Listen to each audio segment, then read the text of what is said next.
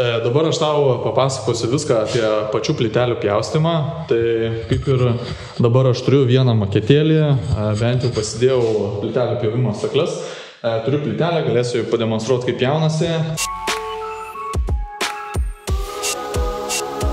Tai visų pirma, jeigu kas pirmą kartą mane mato, tai bent jau visą laiką aš sakau, ar bent jau bandau prieš taip, kad plytelės pjausto ne pačios staklės, o pats rėžtukas. Tai va, viso ko esmė yra va čia. Nežinau, kaip matysis, yra paprastas ratukas. Tai nuo to ratuko ir priklauso pjovimo kokybė, jo linija ir apskaldymai ir panašiai. Tai jeigu kas visą laiką įsiminkit, pjauna ne staklės, o rėžtukas. Turėsiu dar pjovimą elektriniu būdu, su diskeliais. Kiek įmanoma galėsiu pasakyti privalumus, trūkumus šito, bei turiu dar vieną sienelę pas save. Štai čia gaunasi idealiai supjautos plytelės, viena su kita gaunasi linija ideali, dydis nesiskiria, kiek įmanoma jisai išlieka vienodas. Tai nežinau, kaip matysis, biškį, manau, aš lempą pasuk, tai ką aš turiu, gaunasi ir kampas šitoje vietoje plytelė, kadangi pjovėsi, kaip pasakius, neoriginali, vienas originalus kraštas, tai aš įdėjau prie kampo, šitoje vietoje pjovėsi 90 laipsnių, jisai užsišlifavo ir visiškai primena idealų pjūvį, praktiškai gamyklinę plytelę. Tai galime ir tokius pjūvius atlikti su paprastom liniuotėm, ką aš to galėsiu parodyti. Tai turiu šau tokias kelias liniuotės, jas susidedu ir taip aš atlieku visokius pjūvius, kuriuos man reikia atlikinėti. Tarkim, bei dar turėsiu kelis patarimus profesionalam, kurie pravers bent jau pjaustant tokias plyteles šablonų, nes štai šitos plytelės visos, kurias matote, tai jos yra išpjaustytos idealiai vienodo dydžio, nes jeigu su staklėm tu bandai pjaustyt, tai ne visos plytelės gaunasi idealiai išsipjovę. Nes viena gali būti šiek tiek mažesnė, kita didesnė, tai reikia atkreipti labai dėmesį.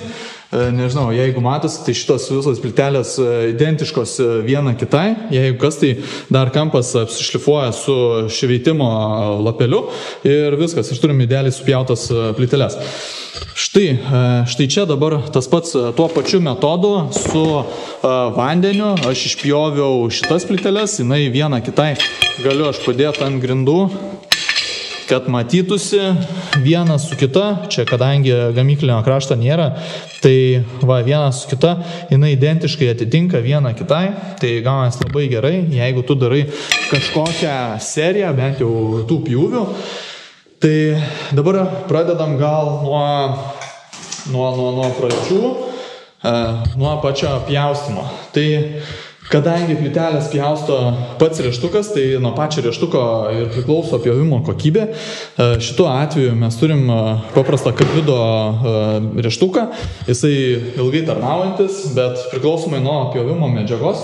Čia plytelė yra labai plona, tai kadangi plonas plytelės labai pjaustosi lengvai. Dar vienas toks dalykas, dar su tom pačiu rėžtuku išpjoviau štai šitą plytelę, nežinau, jeigu matysis, jos storis apie 11 mm. Atrodo, čia jau gaunasi grinai kietos masės, čia akmens. Tai gaunasi, kad jinai labai kieta, bet net ir šitą kietą medžiagą paėmė tos pats rėžtukas, kaip ir čia minima. Tai gaunasi taip, ką reikėtų žinot, jeigu turim grublėtą plytelę, rėžtukas, kuo įmanoma, turėtų būti didesnis. Tai vienas toks mano patarimas, jeigu plytelė nėra grublėta, tai gali tas rėžtukas būti ir mažesnis. Nes, nežinau, žiūrint, priklausomai nuo kokias staklės jūs turit, gali reikėti didesnio arba mažesnio ratuko. Jeigu tokio ratuko nėra ant jūsų staklių, nesijaudinkit, visokių išeičių yra. Gaunas taip, kad tu gali įsigyti jau ne gamykliškai tokios padarytus ratukus, jau yra visokiose parduotuvėse. Tiek, nežinau, jeigu Ruby tenka domėtis, tai Ruby bent jau plytelių pjovimo staklės turi rėžtuką su cokoliu, tai jisai ne visur tinka, o čia tiesiog dedasi paprastas ratukas, bet kokybė jisai tikrai pranoksta. Tai gaunas taip, kad jeigu aš turiu tą ratuką, bandau įrėžti liniją, jeigu grublėta plytelė, tai kad tas pjūvis dar geriau išeitų, galima šitą pjūvę liniją patepti VD40 arba kažkokiu tepaliuku, kuris padėtų tam ratukui nuslysti, nes būna per kalnus visaip šokinėja tas ratukas ir gaunasi nesigauna tokia kokybė, nes lūžta, tada gaunasi į vieną pusę, į kitą pusę, bet kadangi su šitų ratuku aš neturėjau jokių problemų, tokiu variantu, tai gaunasi visą laiką man beveik įsipjauna labai idealiai. Tai galiu net parodyti, štai pasiemu, tarkim, jeigu kažkokią liniją turim, įrėžiu gale, nes gale dažniausiai aš bandau įpjauti dar šiek tiek į galą, kad būčiau užtikrintas, kad tikrai pradedu nuo pačių pradžių. Ir tada priglaudęs einu tiesiai, gauna šitoje vietoje bandau išlaužti.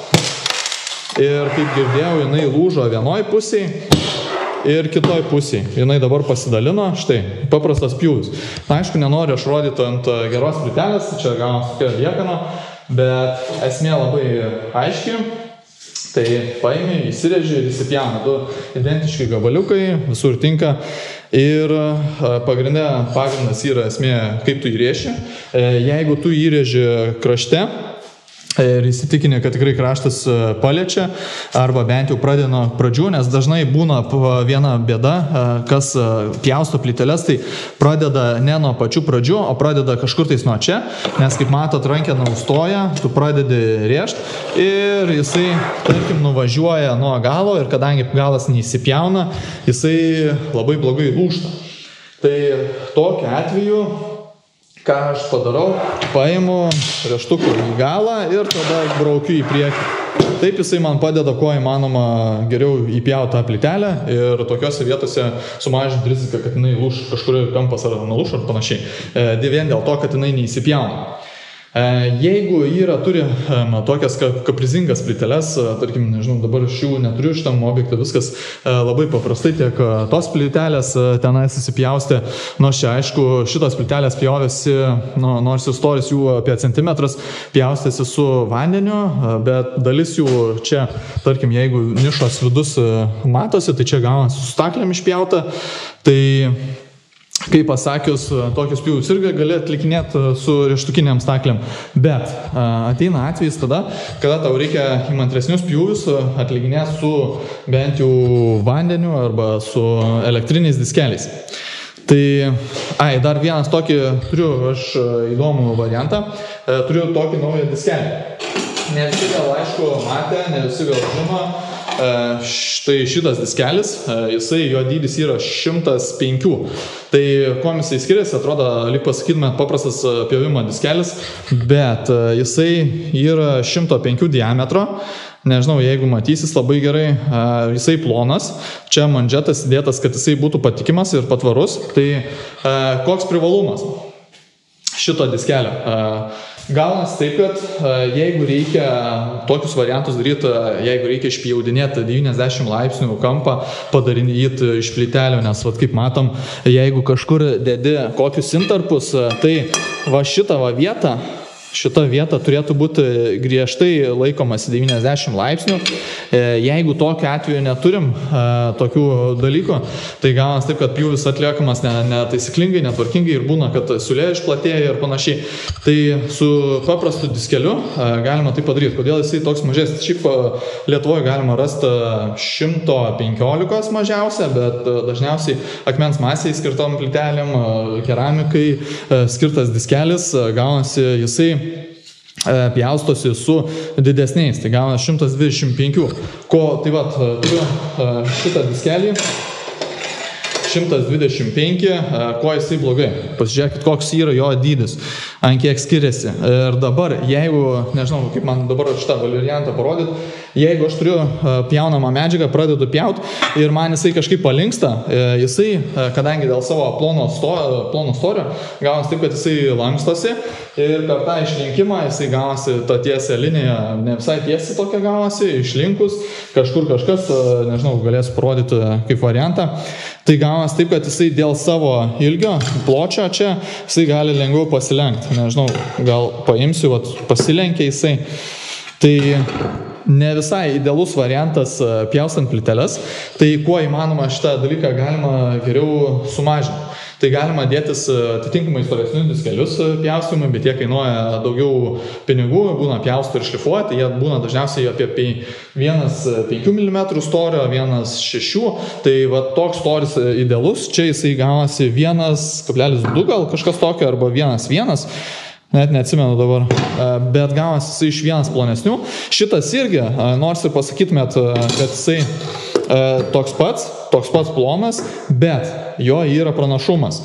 Kadangi jisai turi mažiau pločio, jisai mažiau linkęs lenktis, deformuotis pjovimo metu ir taip gražiau jisai išpjaus. Nes kiek būna variantų, kad kažkur tais, jeigu pasilenkia diskelis, jisai užkabina, tarkim, pjaunamą medžiagą ir paukšt, kažkur tais glazūrą atšoka. Nes paėmė pjauni ir taip pakšt ir atšoka.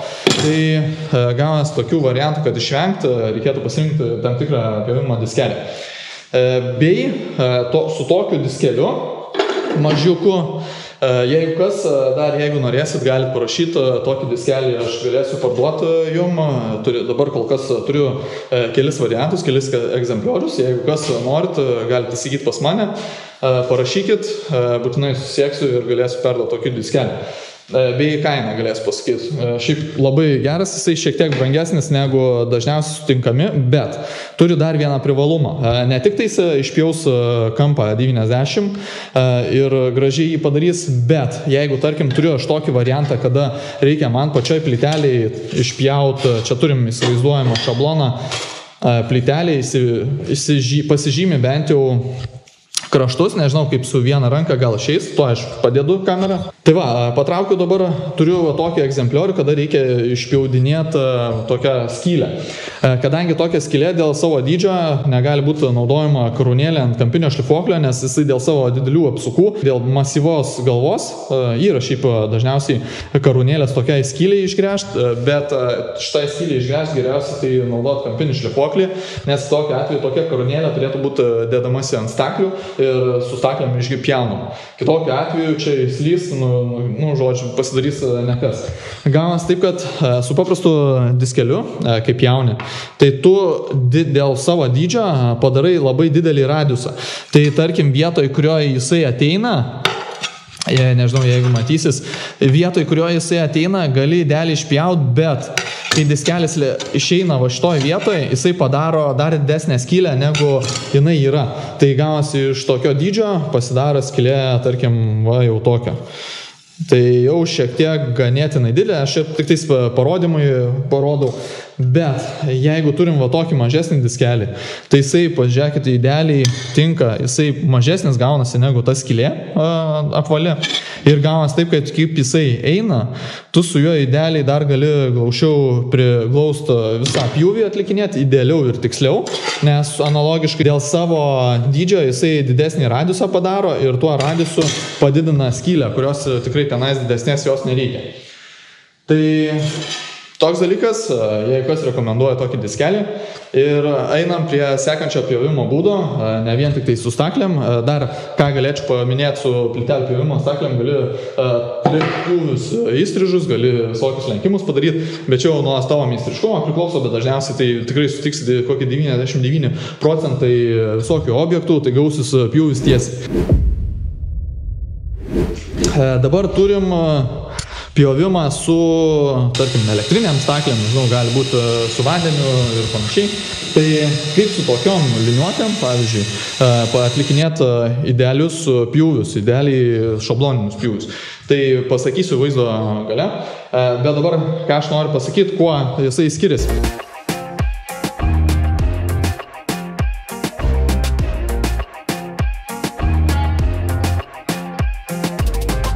Turiu kampinį šlifuoklį ir šitą. Atrodo, jie, galima sakyti, atrodo identiškai vienas kitam, bet šitas yra paprastas kampinis šlifuoklis, o šitas elektrinis, jisai skirtas plytelėm pjaustyti. Tai atrodo, koks skirtumas tarp jų vienas nuo kito. Gaunasi labai paprastas variantas, kad dabar žiūrėkit kaip sukimasis. Paprastas kampinis šlifuoklis sukasi prieš laikrodžio rodyklę, šitų judesių, O šitas plytelėms skirti pjūklai sukasi į priešingą pusę pagal laikrodžio rodyklę. Tai jisai gavas, kas dabar atsitinka, kai tu pjaustai pagal laikrodžio rodyklę ir prieš laikrodžio rodyklę. Gavas, jeigu tu dabar pasiemam plytelę, jeigu tu pjaustai prieš laikrodžio rodyklę, tai pradėkim nuo kampinio šlifuoklio. Jeigu tu pjauni pagal laikrodžio rodyklę, nežinau, bandysiu parodyti, jeigu diskelį taip priglaudžiam, gaunasi dvi vietos. Tarkim, šitoj vietoj įeina diskelis, o šitoj vietoj išeina. Nes jisai pagal savo proporcijas gaunasi taip į tam tikrą pusę sukantis, jisai gaunasi taip, kad priekį kairiai pusėje įeina, o dešiniai pusėje išeina. Tai kas gaunasi? Vienoj priekį kairiai pusėje jisai pjauna, o dešiniai jisai išdaužo. Tai kiek įmanoma daugiau turėsim išdaužimus, tai jeigu diskelis sukasi prieš laikrodžio rodyklę, gaunasi taip, kad diskelio priekis gražiau nupjaus liniją negu galas, nes galas išeidamas palieka tokius apskalimus, apdaužimus, nors ir nuo pačio diskelio masyvumo jisai daug ką duoda. Tai toks variantas. Bet jeigu turim specialias elektrinės staklės arba elektrinį pjūklą plytelėm, tai jie sukasi pagal laikrodžio rodyklę. Tai gaunasi taip, kad šitaip jisai eidamas, jisai gaunasi viskas atvirkščiai. Tarkim, priekį gaunasi jisai išeina, tai priekį gali palikinėti apdaužimus, bet kai tu eini iš galo, jisai dar papildomai prašlifuoja tuos išdaužimus. Tai gaunasi taip, kad tų apskaldimų šiek tiek mažiau ir kiek įmanoma, jeigu jų ir pasitaiko, tai būna taip, kad su šlifavimo diskeliu gali ten paimti ir juos nušlifuoti labai gražiai. Galiu net ir parodyti, štai vienas toks egzempliorius. Atrodo, plytelė čia originali, bet iš tikrųjų taip nėra. Jeigu atkreiptum dėmesį į kitoj pusėje, ji yra tiek iš vienos pusės pjauta, tiek iš kitos pusės išpjauta. Tai toks variantas, nežinau, jeigu matysis toks kraštukas, atrodo primenantis originalų, bet taip pasidaro originalias plytelės, jas prapjovus su tokiu būdu.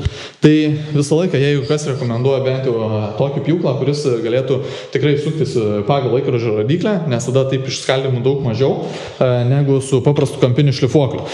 Plus, kadangi dar vienas variantas, tu užsidedi ant kažkokios liniuotės kreipiančioji gaunasi, tai tu gali daug gražiau išpjauti 90 kampuką, tai labai populiaru, o čia dažniausiai, kai tu pjauni, vieną galą gali gražiai leisti, kitur gali šiek tiek pasukti ir gaunasi taip, kad jisai čia užkabina vienose vietose daugiau, kitur mažiau ir gaunasi apskaldo. Tai jeigu tie pjūviai atrodo kaip ir problemos nesudaro, jeigu tie pjūviai dedas kažkuriuose kampuose, tai jie daugiau nieko problemos nesudaro, bet jeigu tuos pjūvius turi kažkur matomoje vietoje, tai tarkim čia, jeigu kažkur tais dedasi, tai tie pjūviai matosi ir kadangi jų nepaslėpsi, viskas labai puikiai matysis. Tai tokiu variantu galima rekomenduoti šitą dalyką, tai toks ir skirtumas. Šitas sukasi pagal laikrodžio rodyklę, šitas prieš laikrodžio rodyklę, net ir rodyklė parodyta, kad priešas. Tai